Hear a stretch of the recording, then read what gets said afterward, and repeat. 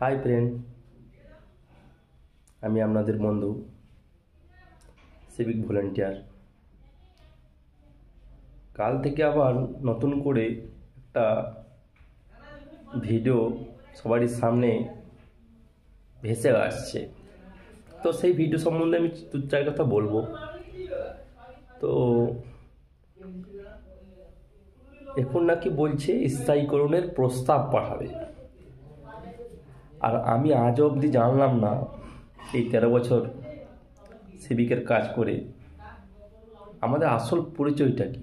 আমরা স্থায়ী না অস্থায়ী? ধরুন, আমরা যদি অস্থায়ী হতাম তাহলে শুনেছি অস্থায়ী চাকরি নাকি 2 বছর হয়ে গেলে স্থায়ী হয়ে যায়। তো আমাদের তো 13 বছর হয়ে গেল, এখন অবধি তো আমাদের কোনো অস্থায়ী না স্থায়ী এটাই জানতে পারলাম না।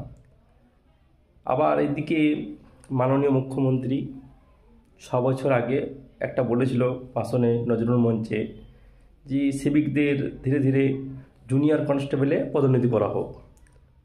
তো সেটাকে বাদ দিয়ে এখনও সেই স্থায়ী করার পিছনে পড়ে আছে। এই কনসেপ্টটা তো আমি বুঝে উঠতে পারছি না।